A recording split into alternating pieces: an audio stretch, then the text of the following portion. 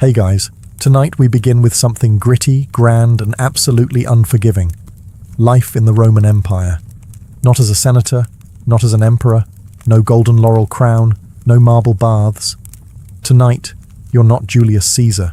You're just you. Dropped, unprepared, into a world of sandals, sewage, and state-sponsored crucifixion. So before you get comfortable, take a moment to like the video and subscribe. But only if you genuinely enjoy what I do here. And let me know in the comments where you're tuning in from and what time it is for you. It's always fascinating to see who's joining us from around the world. Now, dim the lights, maybe turn on a fan for that soft background hum, and let's ease into tonight's journey together. You open your eyes to the sounds of yelling, chickens, and a baby crying somewhere down the hall. Congratulations! You've just woken up in a Roman insula, the ancient version of an apartment building. Think of it as a multi-story death trap held together with dust, prayer, and very questionable architecture. You're probably living on the 3rd or 4th floor, which is bad news. The higher the floor, the poorer the tenant, and the more likely your ceiling collapses when someone spills olive oil above you. Your room is small, no bigger than a walk-in closet, with stone walls that sweat in summer and freeze in winter. There's no window, just a little hole that lets in air, smoke, and the occasional pigeon. The mattress, stuffed with straw and lice. The blanket smells like damp wool and regret. There's no furniture, no decorations, and certainly no kitchen. Cooking inside is forbidden. A small fire could ignite the whole building, and fire codes haven't been invented yet. Your only possessions are a clay cup, a worn-out tunic, and maybe a wooden comb if you're feeling fancy. There's no toilet. Not in your room, not in your building. Your chamber pot sits in the corner, silently judging you. You'll have to carry it down narrow, rickety stairs to empty it into the street gutter, hopefully without slipping and adding your body to the morning offerings. Oh, and the walls. Paper thin. You hear your neighbour praying, coughing, arguing with his wife, and unfortunately, not arguing with his wife, if you catch my drift. The air is heavy with smoke, mildew, and the distinct perfume of unwashed humanity. Someone's already baking bread downstairs, but you're not invited. The street vendors are yelling prices for figs and fish guts. A distant centurion is barking orders at someone who's probably already bleeding. You're not even out the door yet, and you're sweating, itchy, and possibly inhaling lead dust from the plumbing. Welcome to the Roman workday. You're not an emperor, you're not a gladiator, you're just another poor soul in an overcrowded tenement, trying not to fall down the stairs or anger a city god before noon. And you've still got 23 hours to go. Now that you've survived the climb down the crooked stairs of your insula, it's time to address the second most urgent matter of the morning, your bladder. There's no bathroom in your apartment, of course. No sink, no flush, not even a bucket with dignity. Instead, you shuffle down the street, chamber pot in one hand, modesty in the other, toward the nearest latrina, Rome's version of a public restroom, and calling it public is generous. It's a social club for strangers who don't mind making eye contact while doing their business. You arrive to find a long stone bench with holes cut into it. Beneath the bench, a shallow trough flows with water, just enough to carry away the collective shame of the city's lower classes. You sit if you dare, and hope the person beside you doesn't want to chat. Privacy? Not a thing. Doors? Absolutely not. People treat it like a town square with extra acoustics. Businessmen discuss grain prices while squatting. A retired soldier talks about his sciatica. Meanwhile, you're just trying not to look directly across from you where another man is chewing olives and not breaking eye contact. Then comes the real treat, the tersorium. It's a communal sponge on a stick, kept in a bucket of vinegar or salt water. In theory, you rinse it before use. In practice? Well, let's just say the sponge has seen things. Unspeakable things. You wipe, hesitantly, and hope the vinegar did its job. If you're feeling lucky, maybe you brought your own rag. If you're feeling rich, maybe some moss. But chances are you just used what everyone else used, and now carry the quiet shame of shared hygiene. And if you think you can skip this ritual by going in an alley, think again. Public urination laws exist, fines are real, and Roman law enforcement is not known for subtle warnings. Once you're done, you wash your hands. Wait, no you don't. There's no soap, no running water, just a rinse from the communal basin that's seen more fingers than a handshake competition. You leave the latrina feeling lighter and slightly more dead inside. But hey, that's Rome. And now it's time for breakfast, if you can call it that. So, you've done your morning business and managed not to fall into a gutter or get arrested. Impressive. Now it's time for breakfast, the most important meal of the day unless you're Roman, in which case it's more of a polite formality before work and misery. Welcome to the Irontaculum, a Roman morning feast that consists of precisely two things: stale bread and watered down wine. Sometimes there's cheese, sometimes there's olives, but mostly there's just disappointment. Forget about coffee. The Romans didn't have it. No eggs, no bacon, no pancakes, and certainly no oat milk lattes. Breakfast is not meant to be satisfying, it's meant to not kill you. Your bread is likely panis rusticus, a rough, chewy lump of grain and grit baked yesterday or the day before. It's dense enough to qualify as a weapon and textured like limestone.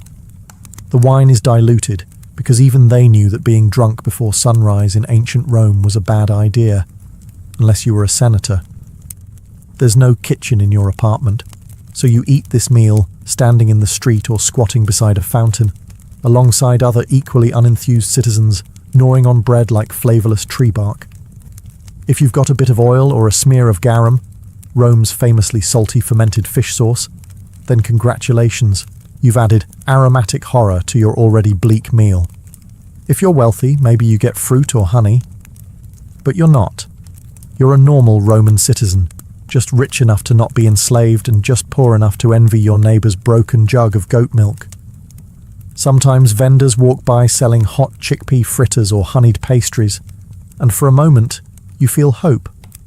But you remember your coin pouch is emptier than a gladiator's sympathy, so you bite your bread and pretend it's cake.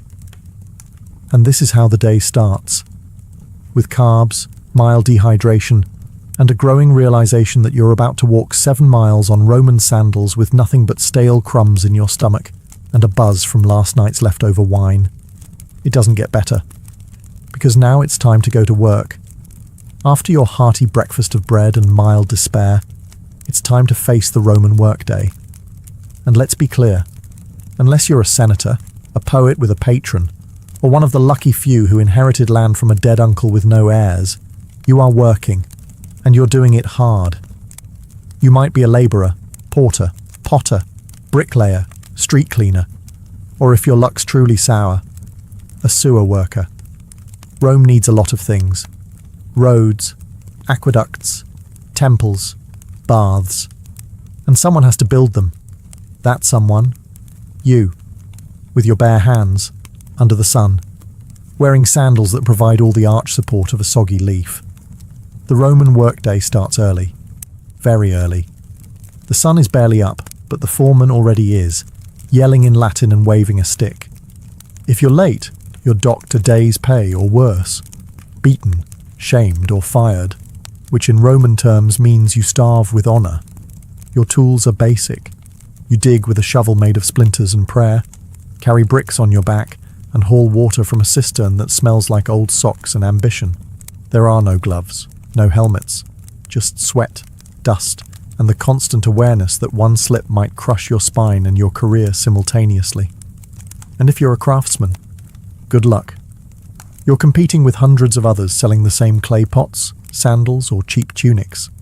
Underpricing is common, and quality doesn't matter if a richer citizen decides he doesn't like your face. Even more elevated jobs, like messenger, accountant, or teacher, aren't glamorous.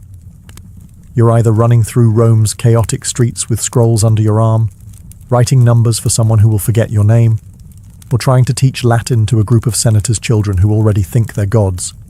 Women?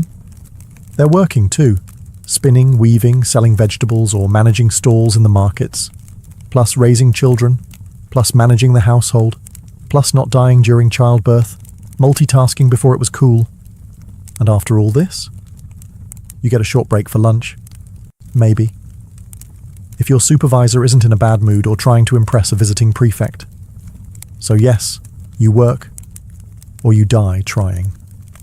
Rome may be eternal, but your back won't be, so you've made it through the morning without fainting or being flogged. Now it's time to navigate the ancient Roman street, a chaotic, crowded gauntlet designed by someone who clearly hated personal space and public health. Picture it. The sun's high, the city's buzzing, and the street is alive. Not in a poetic way, in a literal way. Rats, flies, stray dogs, livestock, beggars, merchants yelling in 6 languages, children running wild, thieves pretending to help old ladies while pocketing your coin purse. It's like Times Square, if Times Square had no plumbing and everyone was carrying a goat. Let's talk infrastructure. Roman roads were engineering marvels, perfectly straight, masterfully paved, and usually overflowing with a blend of urine, spilled wine, vomit, animal waste, and the remains of last night's garum sauce. The middle of the street functions as an open sewer. Step off the raised footpath without looking, and congratulations.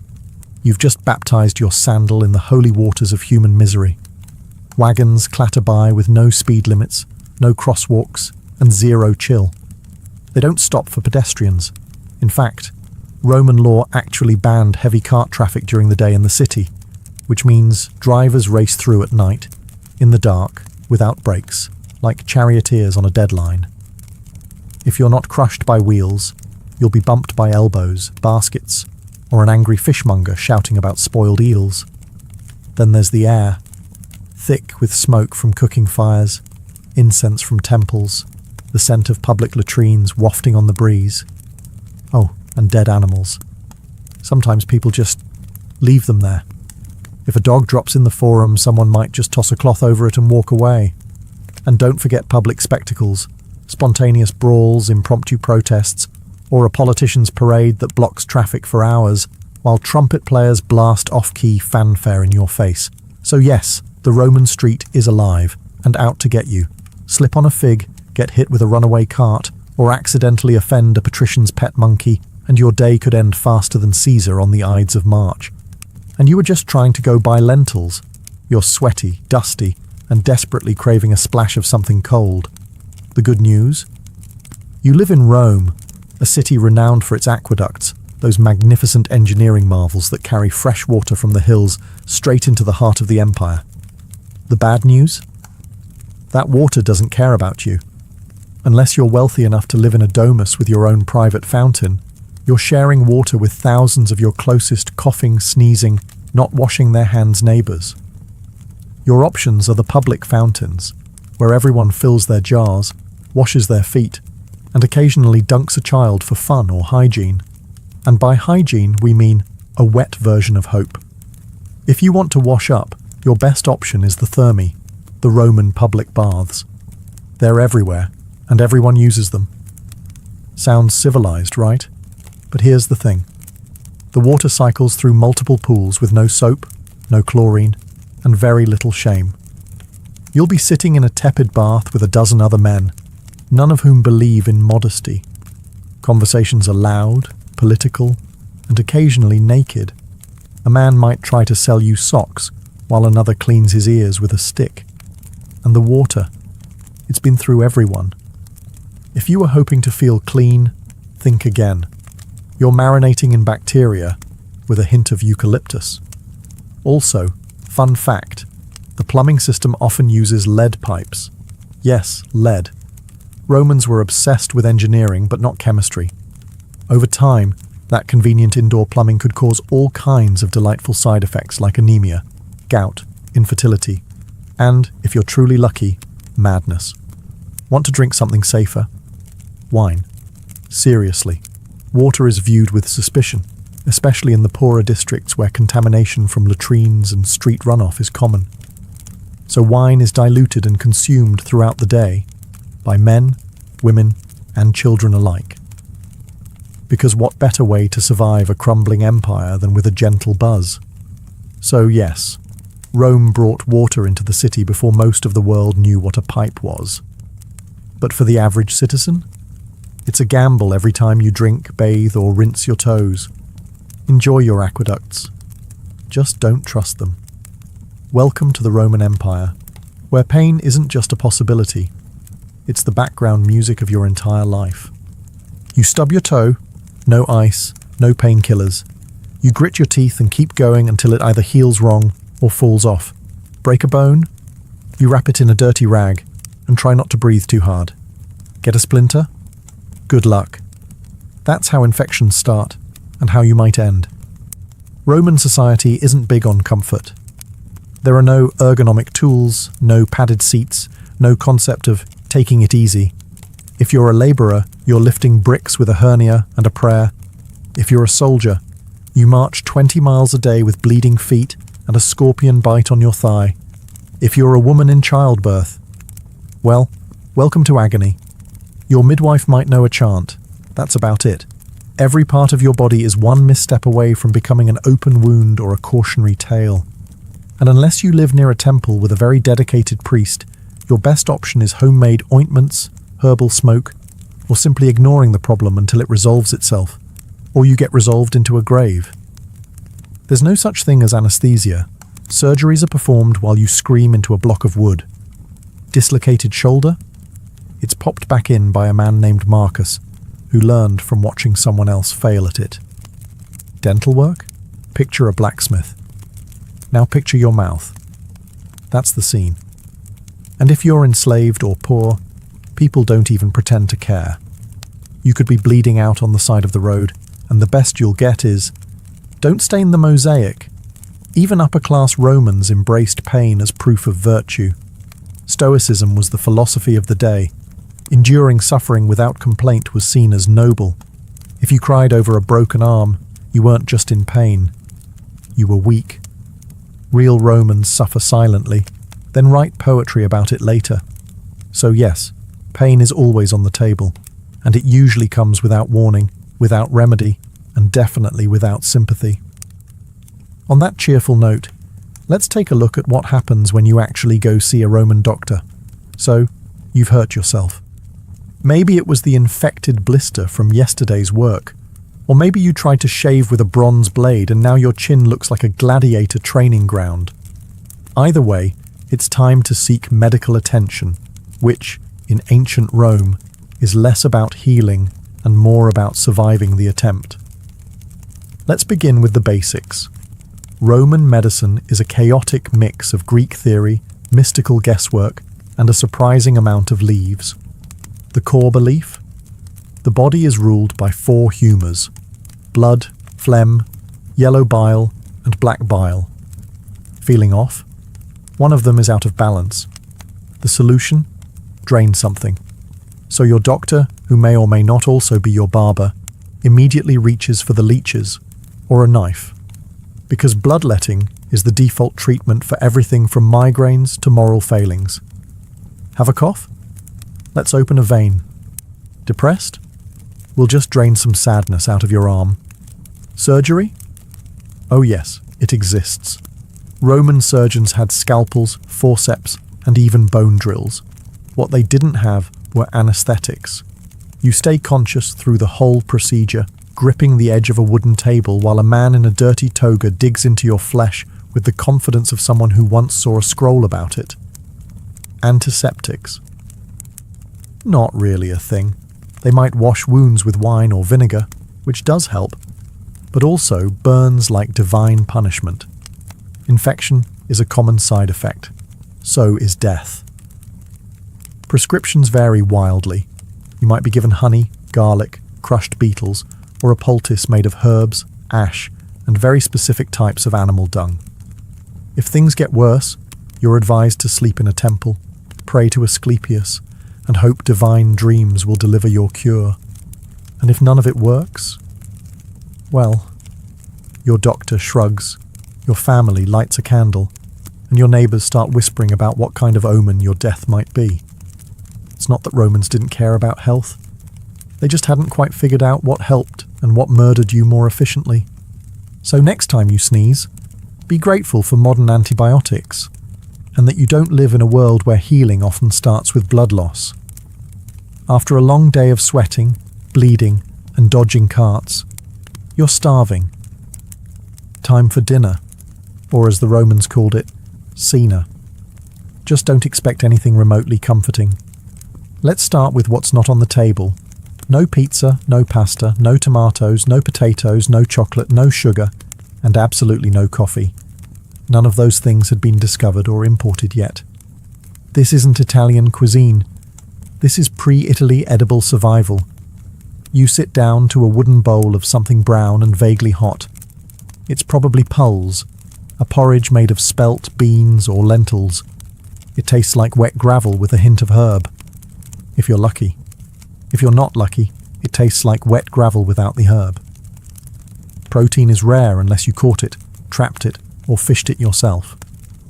Meat is expensive, and even when you do get some, it's often off.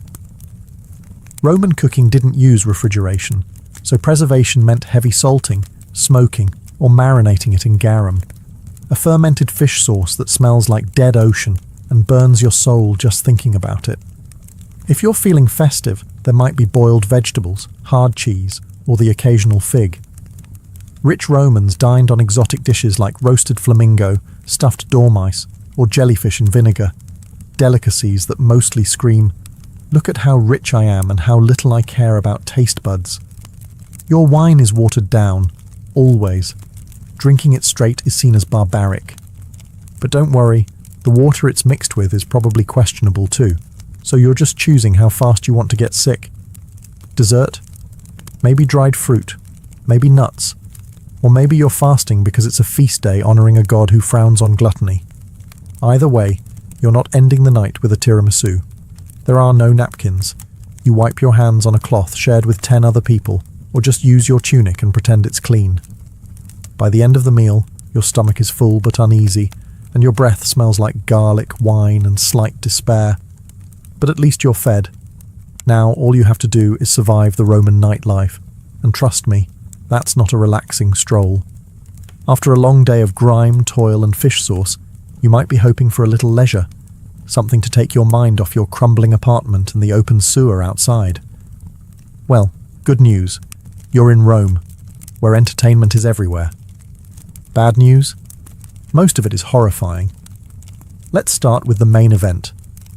The Colosseum, the crown jewel of Roman engineering, and the place where your soul quietly dies. This is where crowds gather to watch men stab each other for sport, wild animals devour criminals, and sometimes, if the emperor is feeling dramatic, reenact full naval battles with real water and real drowning. It's free to attend, which sounds generous until you realize it's free because the state wants you distracted while the Senate raises taxes and quietly annexes Armenia. You sit packed between sweaty strangers, cheering as a gladiator loses a limb. There's blood, sand, and occasional public executions with extra flair. You're clapping. You're not sure why. Feeling a little sensitive? Prefer theatre? Head to the amphitheatre for a Roman play. Maybe a tragedy written in Latin you barely understand, or a farce so bawdy the punchline involves someone pretending to defile Jupiter with a sausage.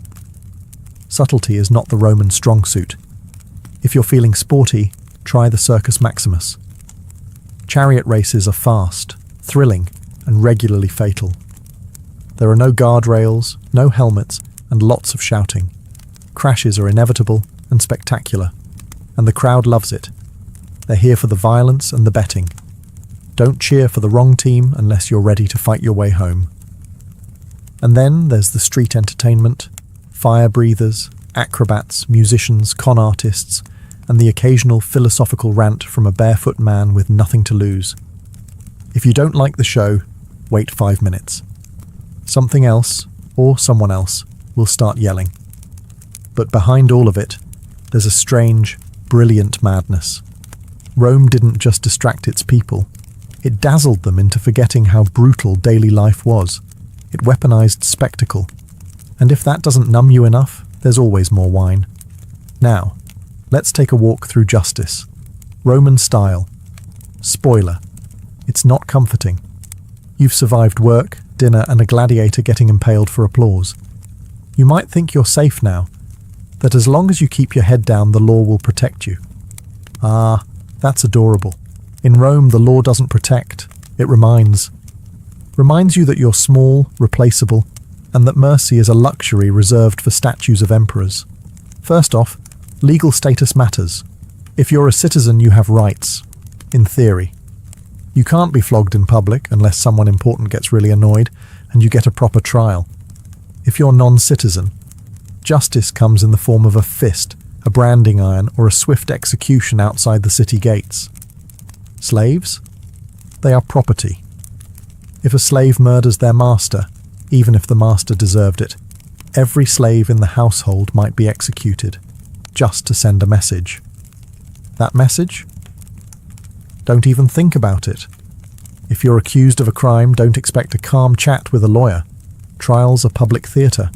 The wealthier party brings witnesses, bribes, and dramatic gestures. You bring your tunic and a sinking feeling. If you cry on cue, that might help. If you have no patrons, pray to Jupiter and hope the magistrate isn't hung over. Punishments are designed not just to hurt, but to deter. Thieves can be branded or have their hands broken.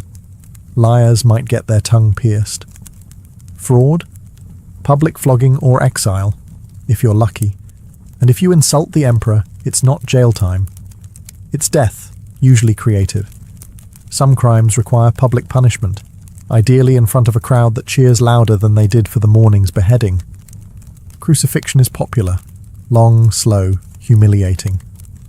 It isn't reserved just for Jesus. It's the go-to for rebels, robbers, and anyone the state wants to make an example of. And remember, law enforcement isn't there to help. The vigiles are Rome's version of firefighters and police, underpaid, overworked, and often corrupt. If you're mugged, they might shrug. If you bribe them, they might help you mug someone else. So yes, Rome has laws, written in stone, recited in forums, but they serve power, not justice. Now let's talk about gods, because you're not just obeying men here. You're on Jupiter's turf. After surviving the streets and dodging Roman justice, you may hope to find comfort in religion. A little peace, a little personal spirituality.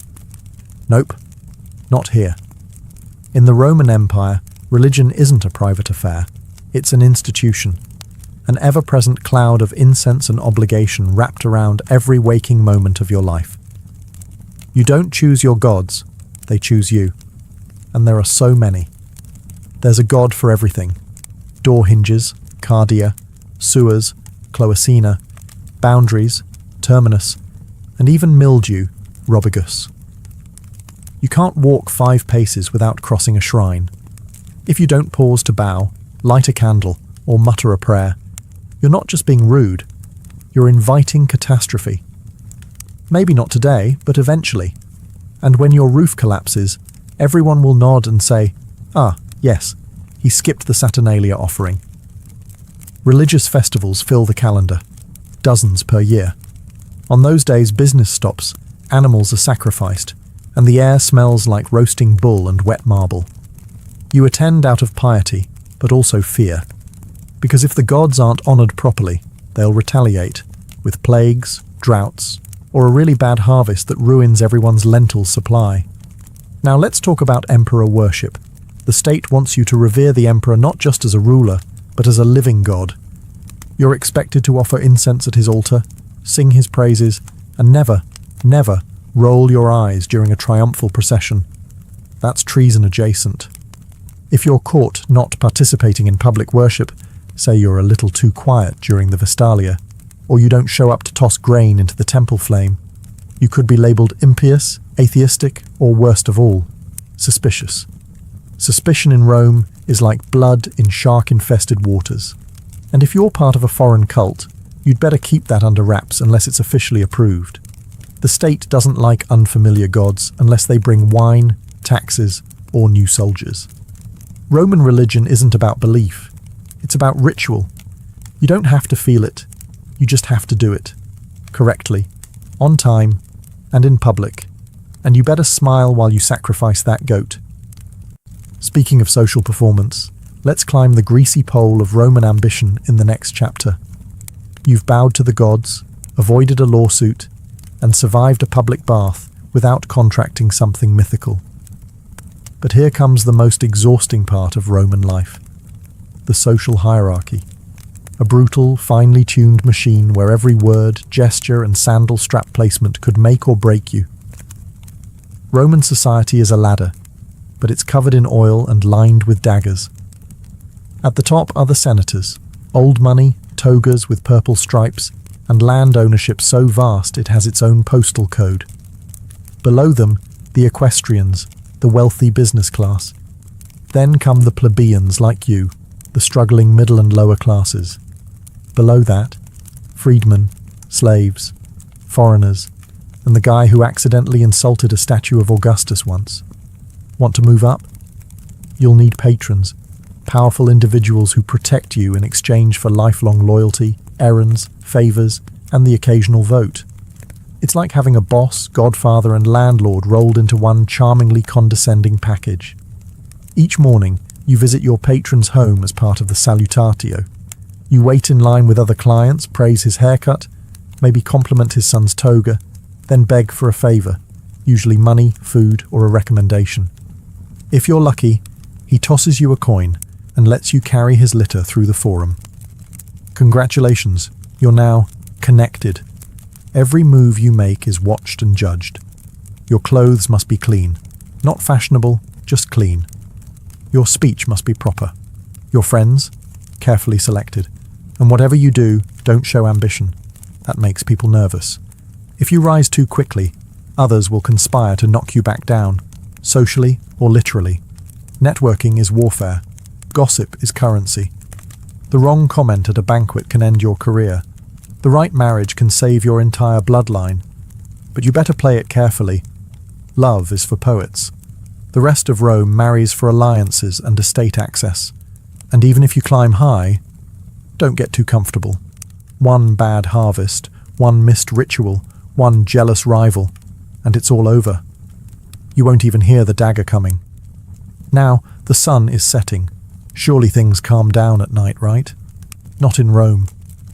The sun dips below the rooftops of Rome, and for a fleeting moment you think, maybe now, finally, you can rest.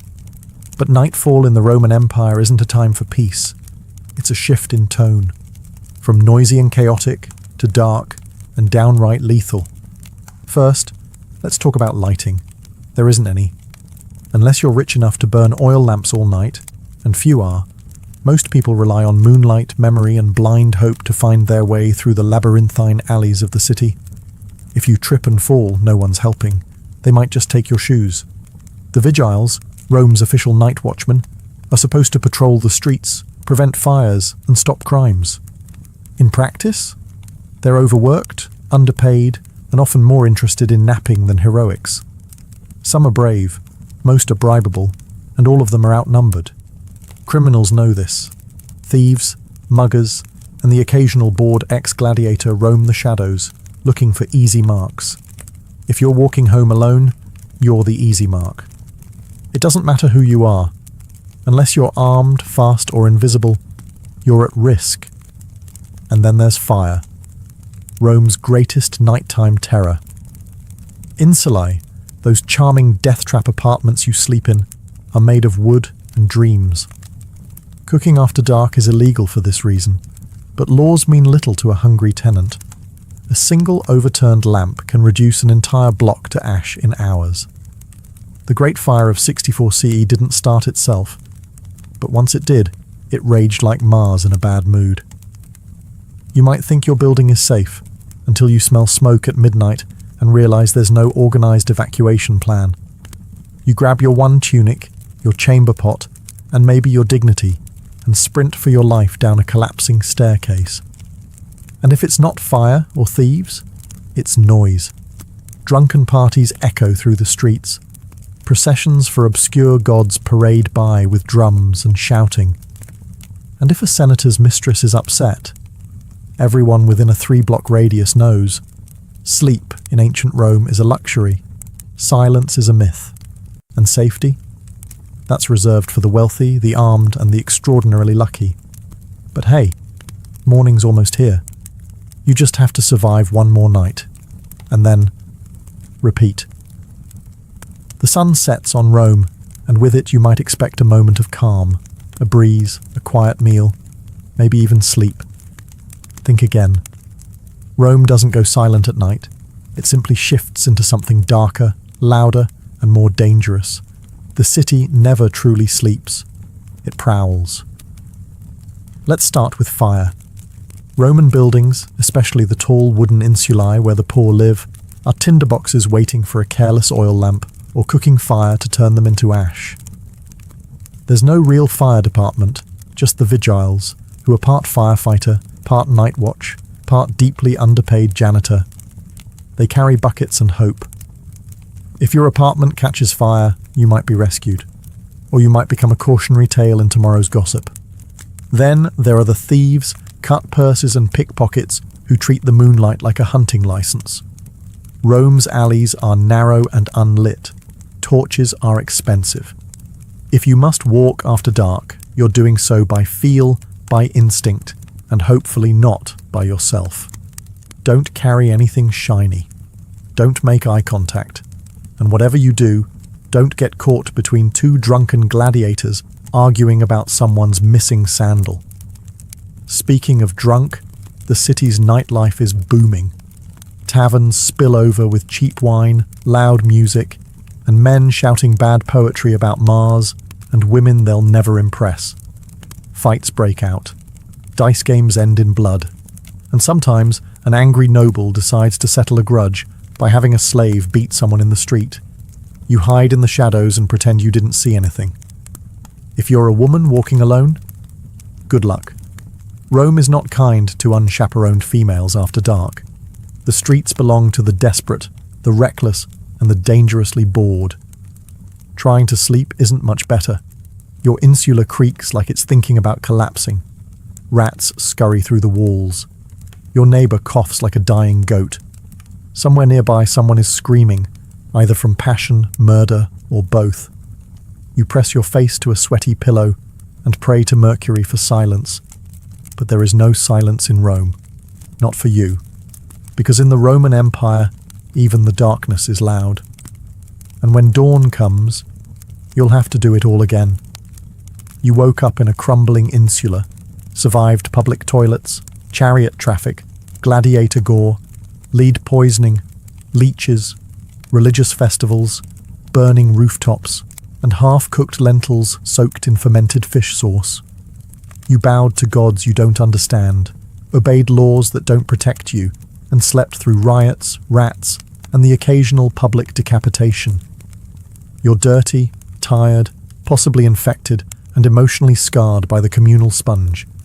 And it's only been one day. Would you last another? Honestly, no, you wouldn't.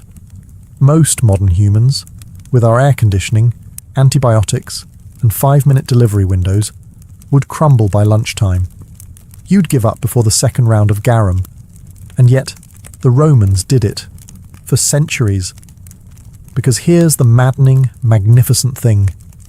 In the middle of all this filth, brutality, and noise, Rome worked. Somehow. They built cities, roads, aqueducts, libraries, temples, and amphitheatres. They expanded their empire across continents. They administered laws, developed philosophy, mapped the stars, performed surgeries, and invented concrete. Concrete. That stuff still holds up better than most modern buildings. They created systems that shaped Europe and beyond for 2,000 years. Latin became the root of half the languages you hear today. Their architecture inspired cathedrals, parliaments, and college campuses. Their political concepts, republics, senates, veto power, still echo through modern democracies. But it came at a cost. For the average Roman, not the emperors, not the marble-bathed elite, daily life was a hard-fought grind. And yet they endured. They adapted. They didn't have a choice. Because Rome wasn't made of gold. It was made of sweat, fear, ambition, and survival. Layer by layer, person by person, century by bloody century. And that's why it lasted. You'd be begging to go back to modern plumbing and antihistamines by mid-afternoon. You'd trade your entire denarii pouch for a hot shower and a chair with a back on it. And that's okay. You don't need to survive ancient Rome. You just need to understand it. And maybe, just maybe, appreciate that someone, somewhere, once walked those same filthy streets and helped build the empire. So you could sit here today, clean, safe, and mildly horrified. Imagine being a Parthian princess in the 2nd century BCE. You've got royal blood in your veins, a name fit for legend, Rhodogoon, and more importantly, you live in a world where your family spends more time fighting rebels than hosting dinner parties. Rhodogoon wasn't born into peace and pearls. She was born into grit, horses, and the constant possibility that someone might poison your dates. Her father, Mithridates I, was no idle king. He was the one who expanded Parthia from a dusty fringe kingdom into a formidable empire that would one day spar with Rome. But expansion comes with problems, namely rebellions, betrayals, and those neighbours who just won't accept that your army now owns their backyard. As a young woman, Rhodogoon would have grown up watching envoys argue, commanders draw maps in the sand, and palace scribes trying to keep track of who was loyal this week.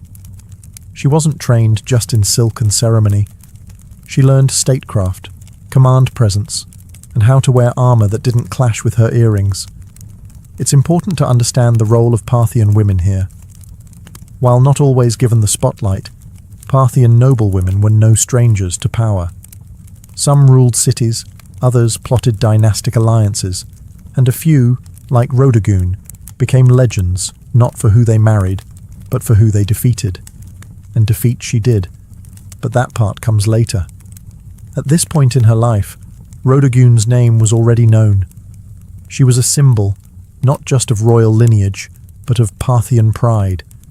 She carried with her the expectation that she'd either marry a king or become one in spirit. She didn't seem content with sitting on the sidelines while cities burned or provinces rebelled. While most royal ladies were being oiled and perfumed, Rhodogoon was likely brushing up on military reports and court logistics. She had no time for vanity, and as fate would have it, she would one day make a vow that involved not washing her hair until a rebellion was crushed. Spoiler alert, it took a while, but before we get to that dusty crown moment, we need to understand what kind of rebellion dares provoke a princess who would rather lead troops than wear gold. The Parthian Empire, grand as it appeared on a map, was more duct tape than marble. Stretching from the Persian Gulf to the edges of Mesopotamia and beyond, it was stitched together by marriages, oaths, and the occasional sword pressed firmly against someone's neck. So when a rebellion flared up in the western provinces, likely in Media or Babylonia, it wasn't exactly surprising. What was surprising was how bold the rebels were. These weren't just disgruntled tax evaders. These were full-blown aristocrats and city leaders, angry at the central power and perhaps emboldened by the young age or absence of a male royal enforcer. They didn't just throw a fit. They took fortresses, silenced Parthian envoys, and essentially told the crown to go polish its own sandals. Now, under ordinary circumstances, the king would have dispatched a general or a cousin with too much ambition and too little brains. But these weren't ordinary circumstances. For reasons still debated by historians, maybe timing, maybe logistics, maybe sheer royal defiance, Rhodogoon herself took command. And not just in the abstract, I'll approve the battle plans kind of way. No, she got on a horse, donned armour, and made a public vow that would become the stuff of legend. She would not wash, comb, or otherwise tend to her hair until the rebellion was crushed. It was bold. It was dramatic. It was, frankly, a nightmare for court stylists. But that vow, dramatic as it sounds, wasn't vanity. It was a declaration. A visual symbol that tied her personal dignity to the fate of the empire. Every time someone saw her tangled, dust-laden hair, they'd be reminded, this isn't over until we win. And that worked. Soldiers rallied. The troops didn't just see a princess. They saw a commander who was literally letting her beauty decay with the war. She embodied Parthian resilience, the kind that didn't rely on thrones but on thorns, dust and sweat. Meanwhile, the rebels probably didn't know whether to laugh or panic. They had expected a general, maybe a diplomat. Instead, they got a furious, unwashed woman who was riding straight for their gates with steel in her eyes and no time for conditioner. And worse, she meant business. When Rodogun set out from the capital, she wasn't escorted by a lavish court parade or showered in rose petals. She was accompanied by cavalry, grit, and the weight of an empire that needed its rebels squashed like an overripe fig. And she looked the part. Gone were any signs of courtly delicacy. Her hair, famously unkempt, began to take on a life of its own, hanging like a banner of war-torn determination. In a world obsessed with appearances, she turned her own into a weapon. The campaign was not swift. This wasn't a single siege, easily resolved with a bribe and a battering ram. The rebel cities were fortified and confident. They had expected hesitation from the central power, not a battle-hardened woman galloping through the dust with fire in her gaze. But Rodogun didn't waver. Her military instincts were sharp, perhaps sharper than many of the men who had led before her. She employed classic Parthian strategies: mobility, feigned retreats, and hit-and-run raids. Her forces would appear at the edge of a rebel-held city, vanish like smoke, and return a day later from an unexpected flank. Reports suggest her soldiers admired her not just as a symbol, but as a tactician. She didn't ride behind the lines. She was up front, dirt under her nails and fury under her helmet. And as the weeks dragged on, so did her hair. It's said that by the third month, the strands had begun to knot into ropes, full of dust and sweat, and the whispers of battlefield prayers. But that only made her more terrifying to her enemies, and more revered by her men. Rebels called her the Witch Queen, not because she practiced magic, but because no noblewoman should still be fighting in the field and refusing a bath. Surely, they reasoned, something unnatural was at work. But there was nothing magical about it, just sheer, unrelenting discipline. By the time her army laid siege to the final rebel holdout, the legend had grown faster than the rebellion had. In taverns and tents alike, soldiers joked that the enemy wasn't afraid of Parthian swords. They were afraid Rodogun would never wash again. And truth be told, they weren't entirely wrong.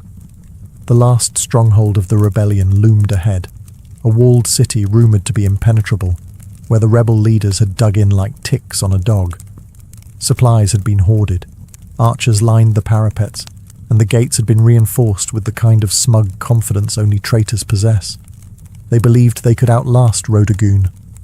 Big mistake. By now her appearance was legend. Word had spread not just through the empire, but into enemy territory. The woman who won't wash, they whispered, has arrived. Some said her hair had turned to iron. Others claimed she hadn't slept in weeks.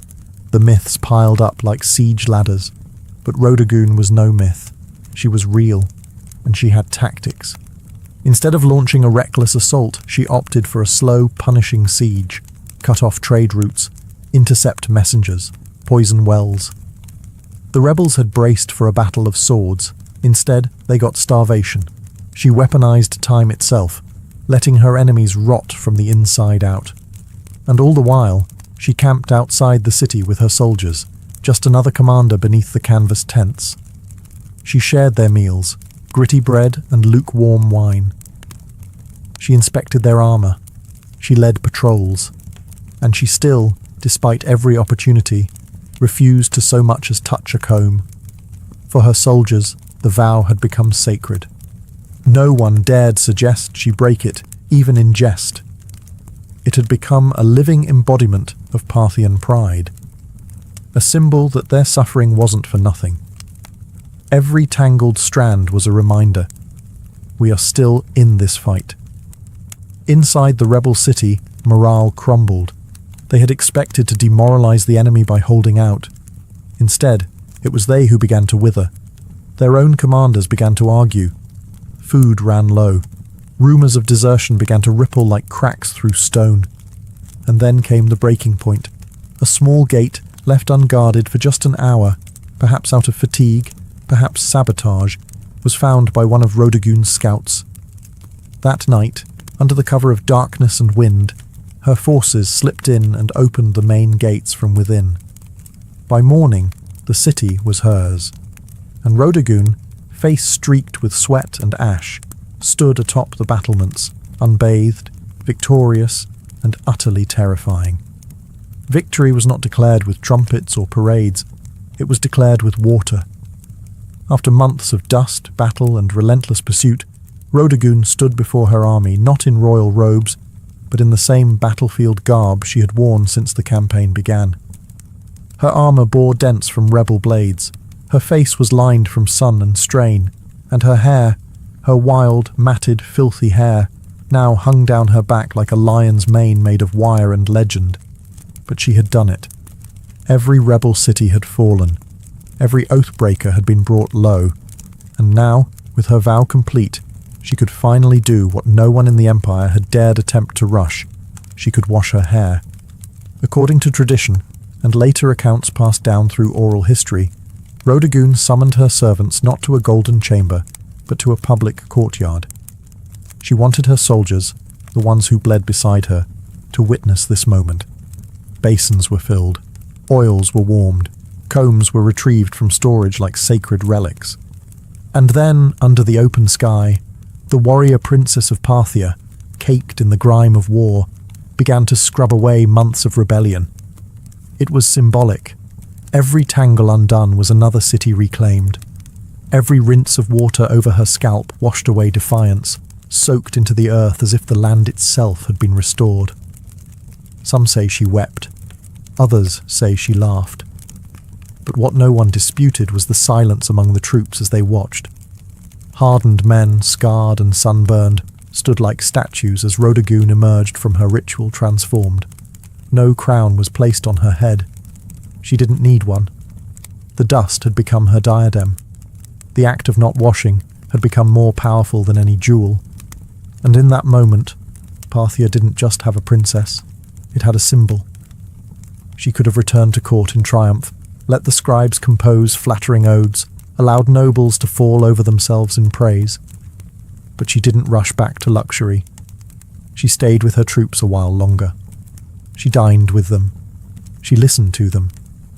She knew that her legend had just begun, but she didn't want it forged in gold. She wanted it forged in memory. After the hair washing that became an event for the ages, Rodagun could have ridden straight to the capital with fanfare, banners, and enough propaganda to last a century. But she didn't. Instead, she took the long route back, deliberately visiting the cities she had reclaimed one by one, walking their streets, inspecting their defences, and ensuring no embers of rebellion still glowed beneath the ashes. This wasn't mere ceremony. It was strategy. Rodagun knew the danger of victory, how quickly it can melt into complacency. Empires don't fall from defeat alone. They fall from forgetting why they fought in the first place. She wanted the rebels and loyalists alike to understand that Parthian strength wasn't just cavalry and coin. It was embodied in her very presence, a woman who chose hardship over comfort and earned loyalty by example, not decree. And loyalty she received. Everywhere she went, people gathered not to gawk at royalty, but to stare in awe at her. Not polished, not perfumed, but real. She didn't bring fear. She brought accountability. She asked for reports, heard complaints, paid for supplies out of her own war coffers. She rewarded cities that had stayed loyal and offered clemency, carefully, cautiously, to those who repented. By the time she reached the royal court, her return had already become a legend. Scribes rushed to record her tale. Artists argued over how to capture her, wild-haired and battle-worn or radiant and reborn. Ministers whispered about the implications. A woman commanding armies, keeping oaths, and now standing at the heart of Parthian power with the loyalty of half the provinces in her hand. And here was the dilemma. What do you do with a princess who is more popular than most kings? Some urged she be married off, as if that would contain her influence. Others wanted her placed in charge of border defences permanently. But Rhodagoon didn't seem concerned with titles or politics. She had proven what she needed to. The battlefield had been her throne, the dust, her crown, and her name, already etched in the hearts of soldiers and citizens alike, needed no royal inscription to endure. She didn't need a coronation. She had already been crowned, not with gold, but with history. In the months following her campaign, Rhodagoon didn't seek the limelight, but it followed her anyway. She became a subject of poetry, sculpture, gossip, and awe. Not because she demanded it, but because she had earned it. Every soldier who'd fought under her command returned with a tale, and every tale made her larger, more enduring, more untouchable. Yet in the palace halls of Parthia, where politics slithered like snakes behind silk curtains, her silence was unnerving. She didn't boast, she didn't lobby, she didn't ask for titles or lands. Instead, she observed, listened, and understood the real battlefield had only shifted from stone walls to whispered conversations. Even the king, her father or possibly her brother depending on the exact moment in the tangled Parthian dynastic timeline, had to tread carefully. Rhodagoon wasn't just popular. She was respected in a way few men at court could compete with. Not adored for beauty or bloodline, but for leadership, for command. She had turned her vow into policy, her filth into folklore. And yet, the silence she kept was as deliberate as any military maneuver. She didn't tell others what she planned next, because perhaps even she didn't know. For the first time in years, she wasn't fighting. She wasn't commanding troops or outwitting rebels. She was still, and that stillness unnerved many. What does a woman who conquered without a crown do next? One theory among historians is that Rhodagoon used this silence as leverage. Her presence alone, her every quiet nod or glance, forced decisions. Officials hesitated to propose bad policy for fear she'd frown. Generals delayed campaigns, hoping she might weigh in. Her silence wasn't passive. It was a tool. She had discovered that not speaking could be more powerful than speaking. And so she remained, a living legend walking the palace corridors, her freshly washed hair braided not just in gold thread but in memory. Her very existence challenged the norms. She had proven that Parthian might wasn't confined to masculine hands. It could ride into battle with tangled hair and return with cities at its feet, and all she had to do now was wait. Because sometimes the greatest move is no move at all. As the years passed, Rhodagoon's name slowly faded from the formal records. Parthian scribes, more eager to elevate kings and dynasties than unruly warrior princesses, began to downplay her campaign. The silence she once used as a weapon now became the excuse for erasure. No grand mausoleum was raised in her name. No epic poem commissioned by the state bore her face on golden scrolls. But that's the thing about true legend. It doesn't need permission to survive. In the outposts where her army had marched, in the villages she spared, her name remained a whispered spell. Mothers told stories of her to their daughters, not as a fairy tale, but as a warning to any man who underestimated a woman with a mission. Soldiers recited her tactics as if they were sacred text. And rebels, well, even decades later, they still spoke of her as if she might ride again from the dust, with hair flying like war banners. There's something profoundly unsettling about someone who breaks every rule of their time and still wins. Rhodagoon wasn't content to be decoration in a court. She didn't play the flute, paint birds, or practice the refined art of being quietly ignored. She burned through her time like a comet, and then vanished just as quickly. Historians have debated what became of her. Some believe she retired from public life, choosing peace over politics. Others think she remained an advisor in the shadows, shaping Parthian strategy from behind the veil of anonymity. A few romantics claim she rode out one final time to settle a border dispute and disappeared into legend. Never confirmed, never denied. But what's certain is this: her legacy endured where it mattered most, in the people. She may not have worn the crown, but she ruled in ways no diadem ever could. She redefined what loyalty meant. She showed that a vow, even one as strange as refusing to comb your hair, could be as binding as a royal decree, and far more inspiring. And though history books may offer her only a footnote, the dust of Parthia still remembers her, because you don't need a marble statue to be eternal. You just need to keep your vow and win. Centuries after her death, Rodogun's story remains a paradox, well known in whispers, yet elusive in ink. No towering statue bears her likeness, no royal tomb sings her praises in carved stone.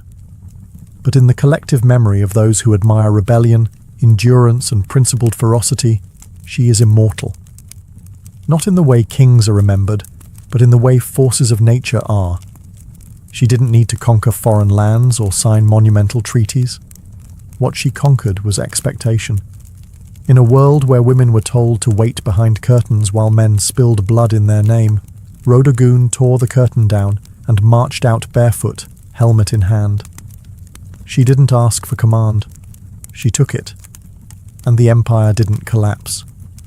It followed. More importantly, she taught her people a lesson that no decree could enforce. That loyalty doesn't come from fear. It comes from seeing your leader suffer beside you. From watching them choose discipline over comfort. From watching them keep a vow longer than anyone thought possible. She wasn't perfect. No legend is. But her story endures precisely because it wasn't polished or clean. It was tangled, muddy, honest, like her hair on that final day of victory. In that filth was dignity. In that vow was a vision of leadership stronger than any title. When her soldiers looked at her, they didn't see a princess. They saw someone who believed in the fight more than her own vanity. And that's the part history couldn't quite erase. Even now, long after Parthia has crumbled and its cities turned to sand, her name returns in moments of resistance. Artists revive her. Writers search for her footprints. A vow not to wash until victory. It sounds absurd to some, but to those who've had to claw their way through injustice, it makes perfect sense. Rodogun was never about glamour. She was about grit. And in the end, it was the dust that crowned her, not gold. Dust. The same substance emperors try to escape in death, yet the very thing she wore like a badge of honor. She was forgotten by kings, ignored by chroniclers, but remembered by the dust. And that's where legends truly live, not in stone, but in soil. Before empires clashed and blood soaked the sand, before kings trembled at her name, Tomyris was simply a daughter of the wind, born to the raw, open steppe. The land she came from was not gilded in marble or echoing with philosophy. It was brutal, free, and endlessly vast. This was the world of the Massagetae, fierce nomadic horse archers who rode like spirits of the plains, their lives shaped by survival, honor, and war. We know little of Tomyris' childhood, but we can imagine the rhythm of it. She would have learned to ride before she could run, to shoot before she could speak in full sentences. Among the Massagetae, girls were not caged in tents or veiled by silence. They trained beside the boys, rode with the warriors, and grew up with iron in their blood. To lead, one had to bleed. And Tomyris, even as a young woman, bled for her people. Her tribe worshipped the sun and sky, lived off their herds, and buried their dead with weapons, ready for battle in the afterlife. They had no cities, no golden temples, but they had pride. And when enemies approached, they met them not with prayers, but with arrows. Tomyris likely came to power after the death of her husband, who may have ruled the tribe before her. But what's certain is that when the moment came, she didn't inherit leadership. She seized it. In a time when most women were considered property, Tomyris commanded an army. She negotiated with kings. She dared to speak as an equal. And if they didn't listen, she made them. She was more than a queen. She was Shahmat, the steppe's checkmate, a war chief in bronze and leather who would soon face the greatest empire on earth. But power, especially for a woman, never comes without consequence. As Tomyris began to solidify her rule, whispers grew louder. Across the mountains to the south, a king was watching. His name was Cyrus the Great, and he wanted more. The stage was set. The steppe wind howled, and Tomyris, daughter of warriors, would soon ride into legend. While Tomyris reigned over the open steppes, far to the south, a different kind of power was rising, structured, imperial, relentless. Cyrus the Great, founder of the Achaemenid Empire, had already conquered Lydia in the west and Babylon in the south. His banners flew over deserts, mountains, and cities where languages changed every few days' ride. But Cyrus wasn't done. He was a builder of empires, and every builder eventually eyes the horizon. To Cyrus, the Massagetæ were a threat wrapped in opportunity. They weren't rich in gold or cities, but they controlled the northeastern frontier, and that meant access to key lands, resources, and trade routes. More importantly, the Massagetæ had something no empire could afford to ignore: pride.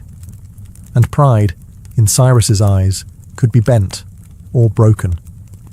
But Cyrus also knew that brute force wasn't always the best first move.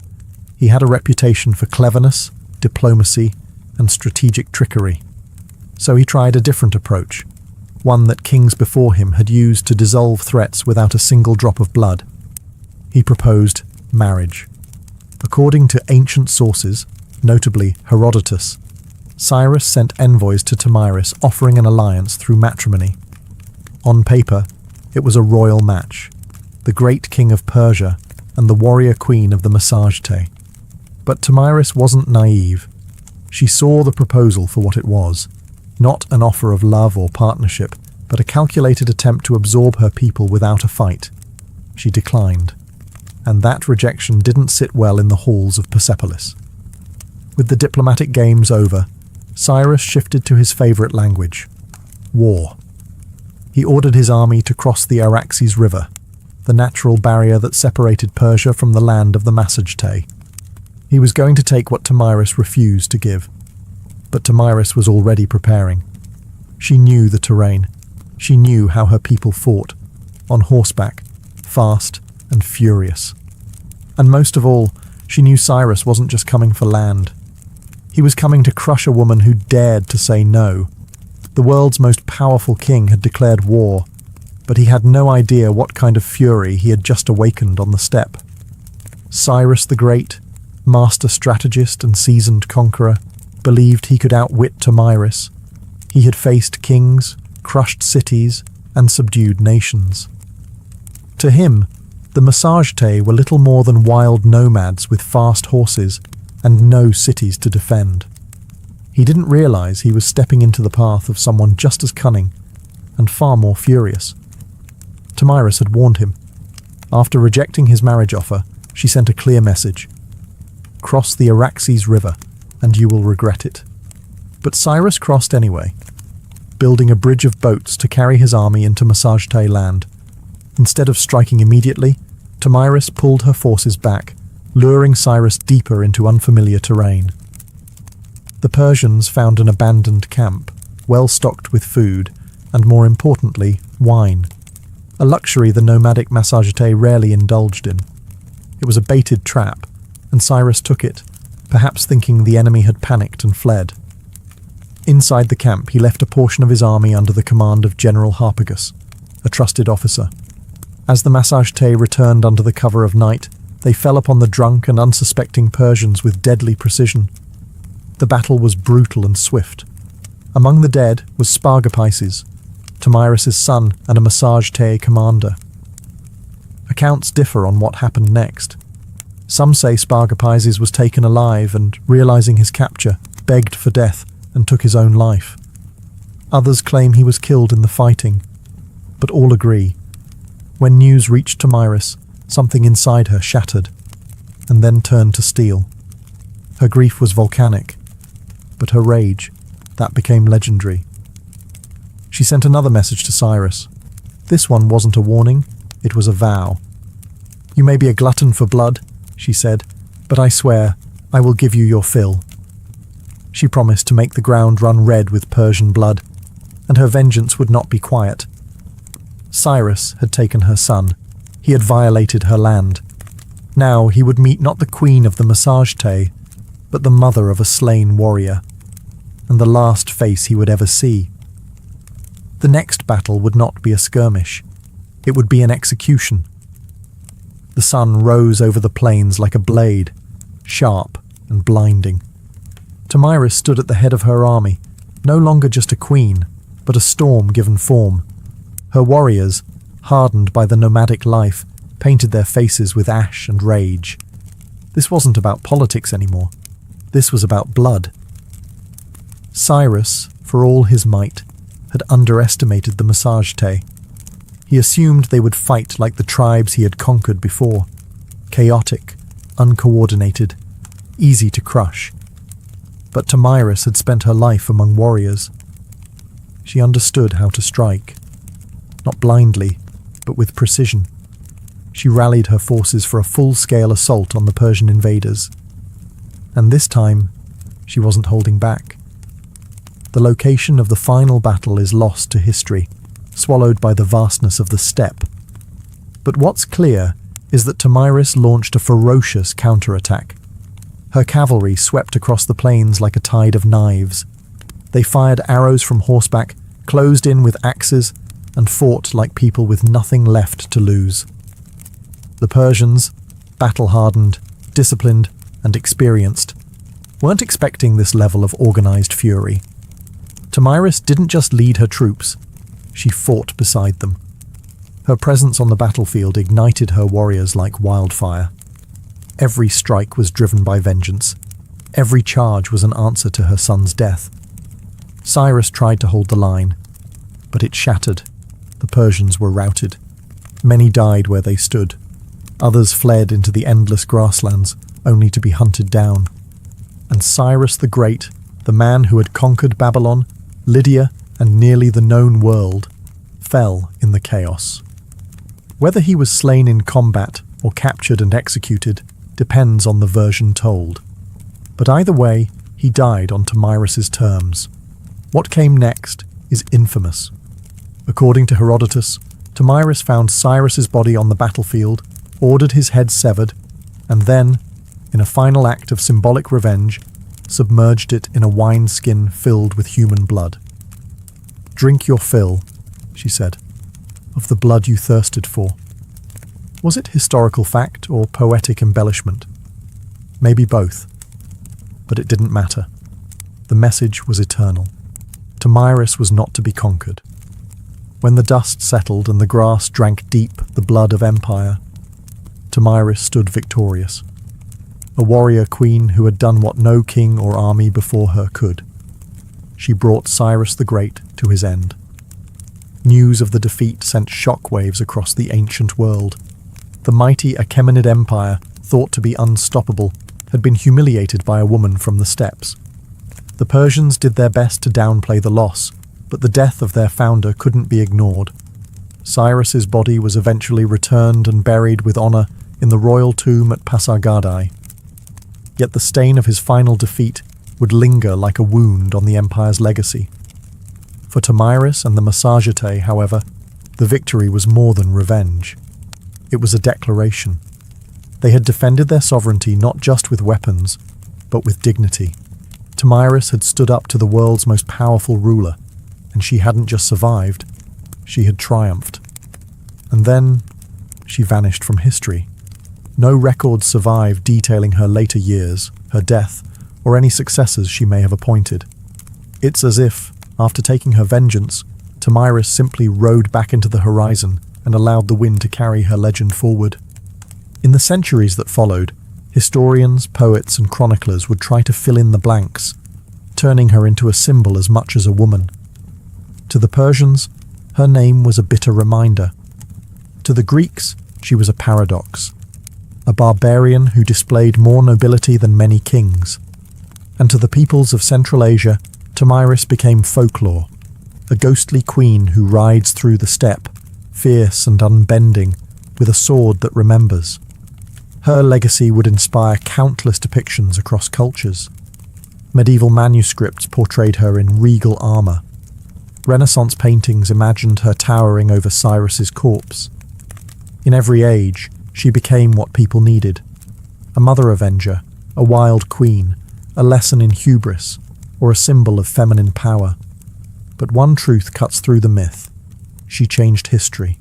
Tomyris didn't inherit a throne, she forged it in fire and fury. And for one brief, unforgettable moment, the Steppe Queen proved that not all empires rise. Some fall to the hooves of warriors who ride with vengeance in their hearts. Much of what we know about Tomyris comes not from local Massagetæ records. They left no stone tablets or royal archives, but from the pen of a Greek, Herodotus, often called the father of history. Writing a century after her time, he immortalized Tomyris in his histories, casting her as a warrior queen of astonishing resolve and terrifying vengeance. But Herodotus wasn't simply reporting facts. He was weaving a story, one part chronicle, one part morality tale. To him and his Greek audience, Tomyris represented the ultimate reversal of imperial arrogance. Cyrus the Great, a man who had conquered half the known world, fell not to a vast army or a rival king, but to a woman who fought not for glory, but for her child. Her victory was almost mythic, and Herodotus treated it as such. He even detailed her grisly revenge: the wineskin of blood, the severed head of Cyrus, and her damning words, "Drink your fill." But was it true? Modern historians debate this endlessly. Some argue that Herodotus exaggerated or even invented parts of the tale, using Tomyris as a narrative tool to humble the Persian Empire, which, at the time of his writing, was still a looming force over the Greek world. Others believe that while the blood wineskin episode might be symbolic, the core event, Cyrus's death at the hands of Tomyris, likely did happen. There's also the question of bias. Herodotus, for all his insight, often filtered foreign cultures through a Greek lens. He portrayed the Massagetæ as wild and free, yet noble, an exotic mirror to Greek ideals of honor and liberty. Tomyris, in that frame, wasn't just a barbarian. She was a moral counterweight to Persian ambition. Still, even if details blurred over time, Herodotus succeeded in one thing. He ensured Tomyris would not be forgotten. Because of him, she became more than a historical footnote. She entered the realm of legend, where facts soften but impact sharpens. And in that space between myth and memory, Tomyris's story found a strange kind of immortality. In a world dominated by kings and conquerors, Herodotus left us a queen who refused to kneel, and left her enemies bleeding in the sand. Though she may have slain one of the ancient world's most iconic emperors, Tomyris never ruled an empire herself. She didn't build cities of stone or inscribe edicts on golden tablets. Her people, the Massagetæ, were nomads, living not by walls, but by the rhythms of the land, the sky, and the horse. This meant that Tomyris's legacy was never institutionalized. There were no marble busts or royal coins bearing her likeness, no archives to immortalize her decrees. Instead, her story passed on as stories do on the steppe, through firelight, song, and the whispered awe of warriors. The Massagetæ were one of many powerful tribes of the Central Asian steppes. Their cousins included the Scythians, the Saka, and the Dahai, all expert horse archers who roamed the lands between the Caspian Sea and the borders of ancient China. These tribes were feared by empires for their mobility, unpredictability, and ferocity in battle. Tomyris, as a female leader among them, was rare, but not entirely unique. Steppe culture, unlike many sedentary civilizations, allowed women far greater freedoms. Women rode, hunted, fought, and even led. Among the Scythians, graves of female warriors, buried with weapons, armor, and horse gear, have been found by archaeologists, confirming that the stories of fierce steppe queens were more than just legend. Tomyris stood at the pinnacle of that tradition. Her power didn't come from inheritance or religion. It came from respect, grit, and sheer capability. She was a unifying force among scattered clans, a political leader and a military commander in a landscape where survival meant riding faster, shooting better, and fearing nothing. But because the Massage Tay left no monuments, Tomyris became a kind of phantom queen, her name echoing only in the writings of outsiders and in the oral traditions of the steppe. To the Persian scribes, she was a warning, to the Greeks, a marvel, and to her people, likely a memory carried in bloodlines and battle songs, a ghost who rode with them across the plains. Empires may rise and fall in stone, but the stories of the steppe live on in the wind. And Tomyris, fierce, grieving, and unbroken, became its voice. Centuries passed, and the empires that once surrounded the Massagetae rose and crumbled. Cyrus's successors built Persepolis, fought Alexander the Great, and faded into the dusty footnotes of time. But Tomyris? Her legend endured, not in the palaces of kings, but in the hearts of those who refused to bow. Across Central Asia, she became more than a queen. She became a symbol of female strength, of resistance, of the untamed spirit of the steppe. In many ways, Tomyris embodied a kind of defiance that transcended geography. She was not Roman, not Greek, not Persian, and so her story belonged to no empire. That made her dangerous and inspiring. In the medieval Islamic world, chroniclers occasionally mentioned her name, reshaped by language but never quite forgotten. In some versions, she was praised for her justice and vengeance. In others, she was seen as a savage queen, a reminder that power in the hands of a woman could be both glorious and terrifying. By the time the Renaissance rolled around, European artists rediscovered her tale through the writings of Herodotus. Painters depicted her in elaborate armor, standing triumphantly over Cyrus's lifeless body. In one dramatic painting, she holds his severed head aloft like a trophy, blood-soaked and victorious. It was theatrical, yes, but also political. These artists were fascinated by the idea of a woman who didn't just survive in a man's world, she won. In the 19th and 20th centuries, Tomyris became a nationalist icon in regions like Kazakhstan, Uzbekistan, and Turkmenistan. Poets and educators reclaimed her as a historical heroine, proof that the roots of Central Asian identity were fierce, proud, and deeply feminine. Her name appeared in textbooks, statues, and even military ceremonies. A woman who had once ruled on horseback with a bow in hand was now riding once more, through memory and myth, through rebellion and pride. In a world that still wrestles with the idea of powerful women, Tomyris remains a challenge. She wasn't perfect, saintly, or tame. She was decisive, brutal when necessary, compassionate only to those who deserved it. She was resistance in human form, and the blood of empire on her hands was a crown she wore without apology. History tends to favour the builders of monuments, the writers of laws, the kings who carve their names into stone. Tomyris did none of these. She left no empire behind, no palace to excavate, no royal seal to decipher, and yet her name still lives. Not because she ruled forever, but because she refused to be erased. She stands as a contradiction to how history often remembers women, not as helpmates or footnotes, but as forces of destiny. Tomyris didn't beg for recognition. She took it with blood and fire. She didn't ride behind a king. She rode against one, and won.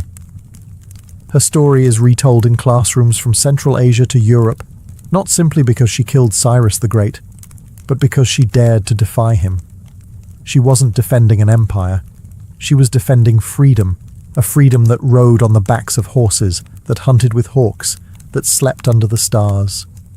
A freedom that could not be neatly drawn on a map. Today, her statues rise from Kazakhstan's capital cities, and her face adorns coins and textbooks.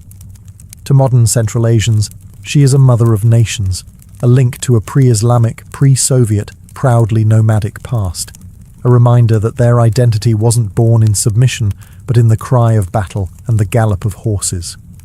In a world still divided by power, by gender, by memory, Tamiris is a beacon, not just because she killed a great king, but because she taught us something even greater. That dignity is not given, it is seized. That sometimes leadership looks like a mother grieving her son and refusing to let the killer walk away. We often wonder why some names survive while others vanish. Tamiris survived because she was unforgettable, because in a time when women were expected to disappear into the tents of men, she rose, blade in hand, fury in heart, and carved her story into the flesh of history. Empires fall, statues crumble, but legends ride, and somewhere, in the whispering winds of the steppe, a queen still gallops, unbroken, undefeated, and utterly unforgettable. In ancient Egypt, beekeeping wasn't a hobby, it was a state-sponsored science with divine approval. Long before modern apiaries, Egyptians had already developed an organized mobile system for managing bees and extracting honey. By 2400 BCE, beekeeping was depicted in detail on the walls of tombs in the sun-drenched necropolises of Saqqara. It wasn't just about harvesting honey, it was a sacred practice embedded in agriculture, medicine, religion, and even the afterlife. The Egyptians used horizontal clay tube hives, typically stacked in rows and laid on their sides. These were nothing like modern wooden boxes. They looked more like terracotta drain pipes, and they were carefully designed to be relocated seasonally. As the Nile's floodwaters receded and flowers bloomed along its banks, hives were moved up and down the river to follow the nectar flow. This transhumance method was incredibly advanced for its time, almost like ancient GPS for bees. Beekeepers used clay or stone pipes to blow smoke into the hives, calming the bees before honey extraction. Without protective suits, these keepers had to rely on careful timing, experience, and a fair bit of courage. Honeycombs were removed gently, and the honey was collected not just for food, but for medicine, mummification, and sacred rites. Honey was considered a gift from the gods, a divine substance associated with Ra, the sun god. According to Egyptian myth, bees were born from the tears of Ra as they fell to earth. This wasn't poetic fluff. It shaped how the Egyptians treated bees, as messengers between the mortal world and the divine. Honey was used in temple offerings, funerary rituals, and even as a currency in trade. It also had a prominent role in medicine. Ancient papyri list honey as a key ingredient in over 500 remedies, mixed with herbs, wine, or milk to treat wounds, infections, and gastrointestinal issues. Its antibacterial properties were known, even if the science wasn't. Beeswax, too, was harvested and used in cosmetics, embalming, and even in writing tablets. It had value beyond the hive, becoming part of daily life for scribes, priests, and healers alike. In Egypt, the hive wasn't just a source of sweetness, it was a symbol of balance, healing, and celestial order, carefully cultivated under the watchful eyes of both humans and gods. While Egypt gave beekeeping structure and sanctity, ancient Mesopotamia gave it something equally vital: laws. The cradle of civilization didn't just master irrigation, writing, and city building, they also knew the value of honey and the importance of protecting its production. Though Mesopotamian beekeeping wasn't as visually celebrated as in Egyptian tombs, its traces are found in cuneiform tablets and legal codes, suggesting a quietly sophisticated practice. References to bees and honey appear as early as the Sumerian period. In Akkadian and Babylonian texts, there are mentions of ninsur, meaning bee gardens or apiaries. These spaces were often attached to temple grounds or royal estates, suggesting honey production was an elite-controlled resource. Honey and beeswax were used in religious offerings, medicine, food, and trade. And losing a hive could be a serious economic blow. The most telling piece of evidence comes from the Code of Hammurabi, dating to around 1754 BCE. While most of the code is famously devoted to issues like theft, injury, and agriculture, a few lines directly address bee disputes. If someone allowed their bees to swarm into another man's field, and the bees caused damage, they were liable. If honey was stolen, restitution had to be made, sometimes in the form of silver or replacement jars.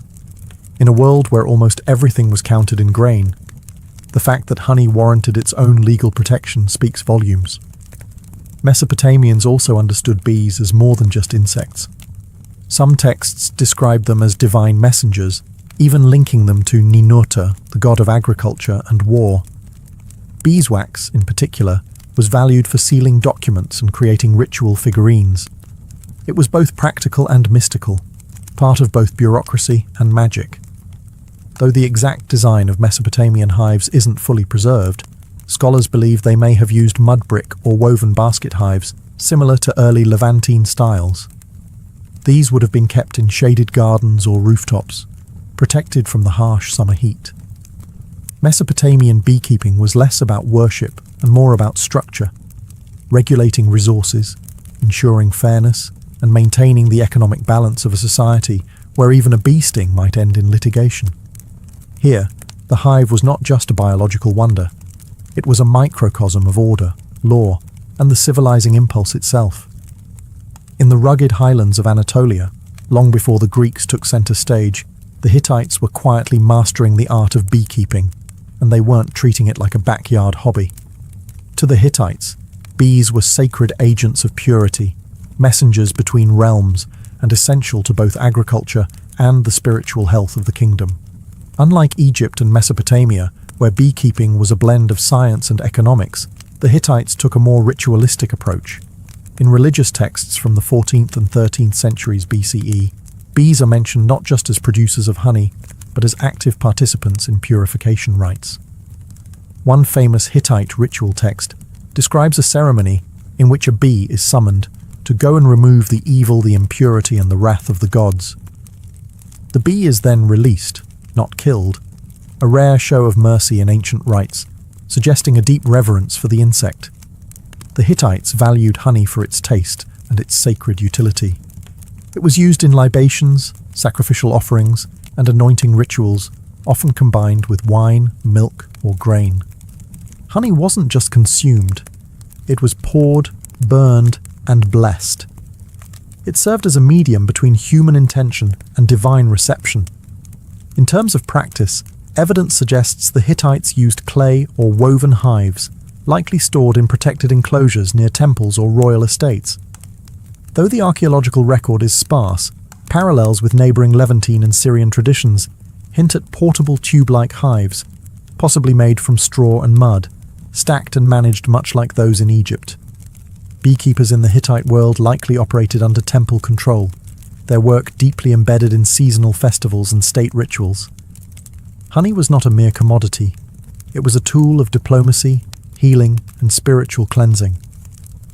The bee, small and unassuming, held symbolic weight that far exceeded its size. The Hittites also contributed a vital piece to the global understanding of bees. They recognized bee migration. Some surviving texts describe the seasonal behaviors of swarms, linking blooming patterns with honey flow, an insight that shows how closely they observed their environment. In Anatolia, the hum of the hive wasn't background noise. It was a sacred frequency, vibrating through the bones of gods and kings alike. The ancient Greeks didn't just study bees, they admired them, feared them, and modelled society on their mysterious order.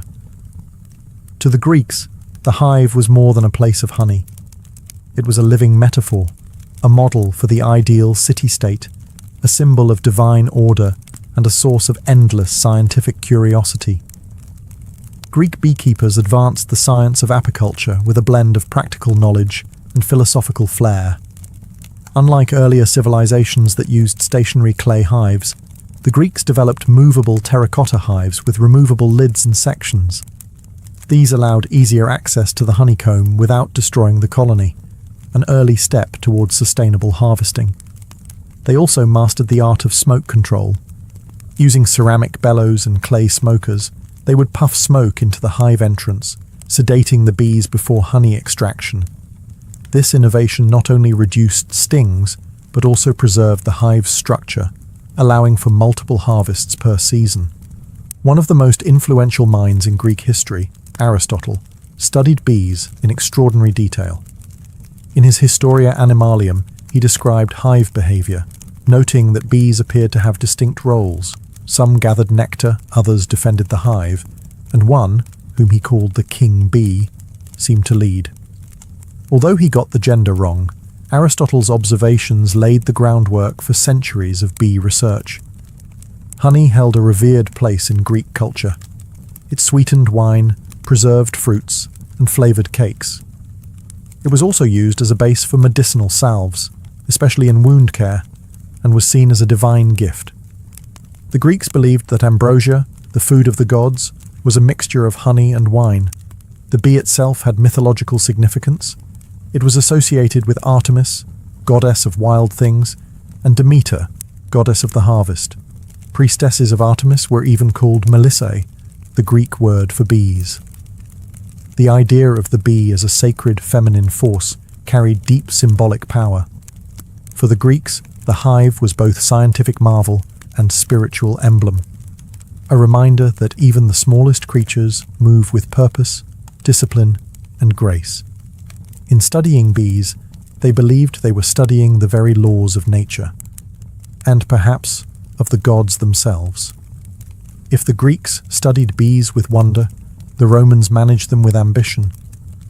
Beekeeping in the Roman Empire wasn't just a cottage industry. It was scaled to match the needs of a civilization that stretched across continents. From the vineyards of Gaul to the hills of Hispania, Rome turned the humble hive into an empire-wide enterprise.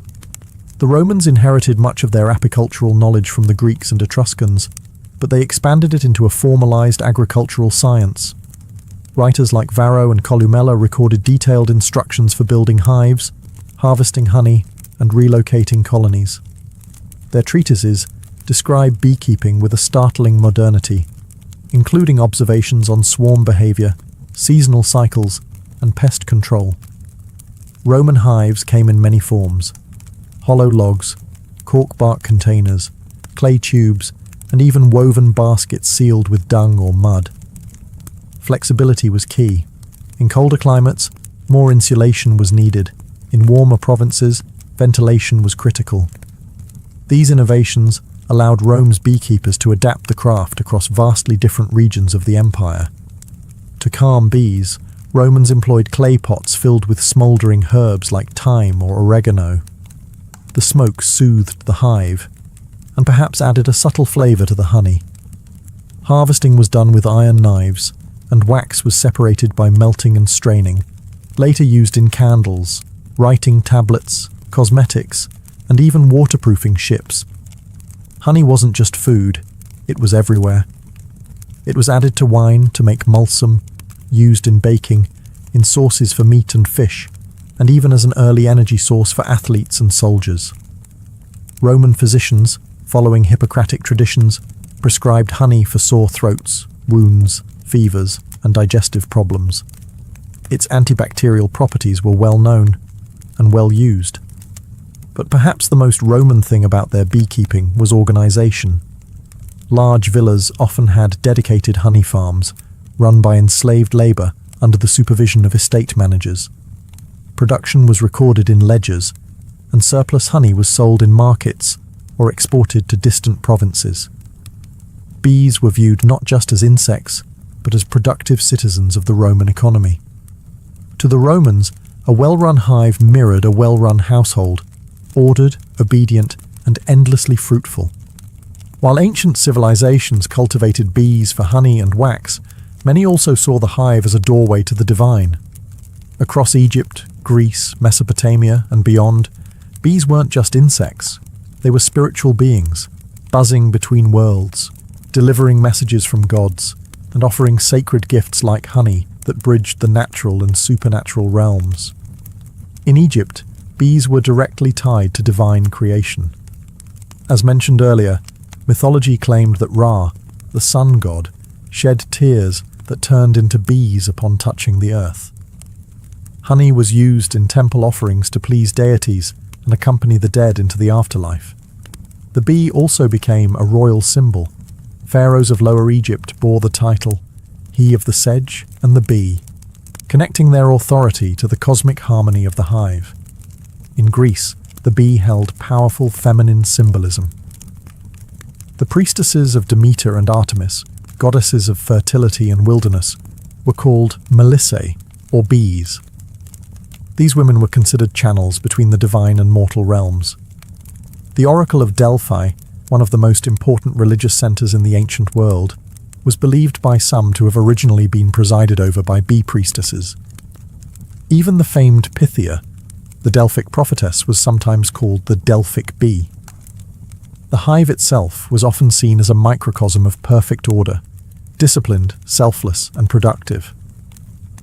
Philosophers and mystics compared bee society to ideal human society: cooperative, industrious, and reverent. The Stoics admired bees for their instinctive sense of duty. Early Christians would later adopt the bee as a symbol of chastity and resurrection, noting how bees create but do not lust. In the magical traditions of Mesopotamia, bees were invoked in ritual purification. In some Hittite ceremonies, a live bee was released after absorbing the impurities of the community, literally carrying sin away on its tiny wings. Honey and wax were burned in sacred fires, used in crafting protective amulets, and embedded in magical texts for blessings and healing. The bee was more than a metaphor. It was a bridge. A creature that lived in nature's hidden spaces, made golden food without killing, and stung only in defense. To ancient peoples, bees weren't just miraculous, they were mystical.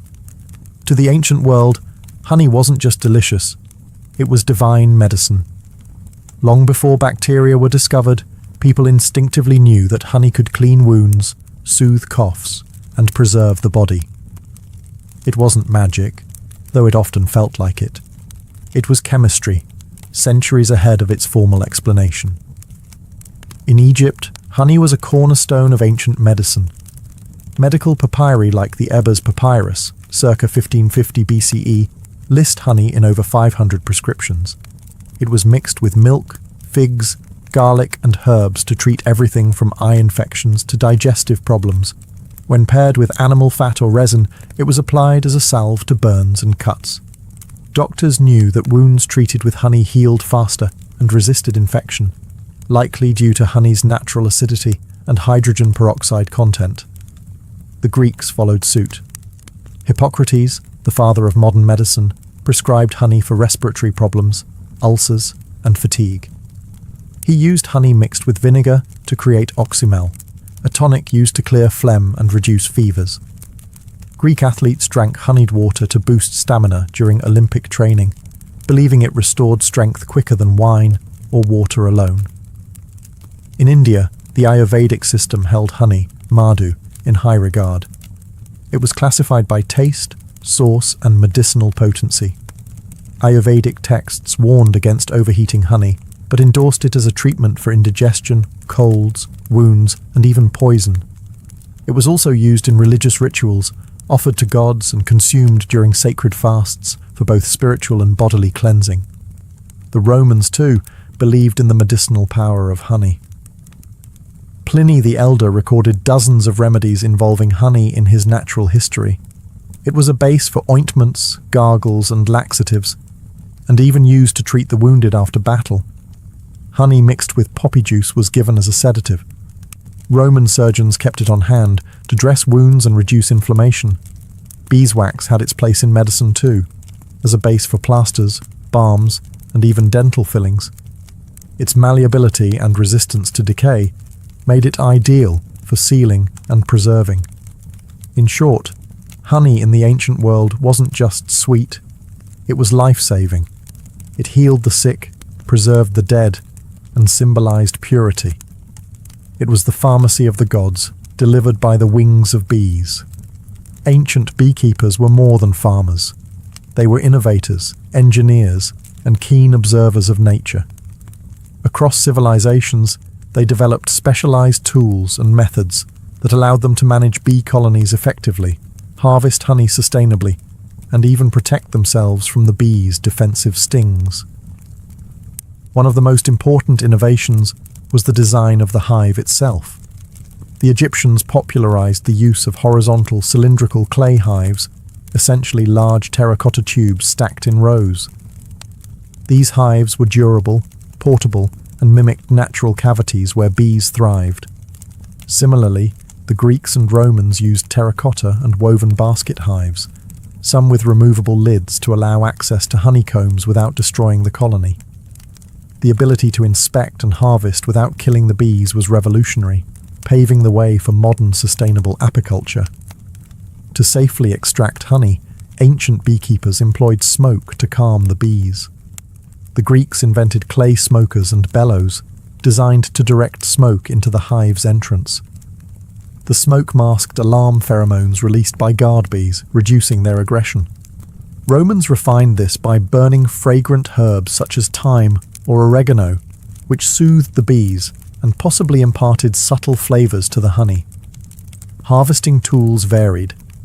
Wooden or bronze knives were used to slice combs carefully. Sometimes, honeycombs were pressed to extract liquid honey, and wax was melted and filtered for later use.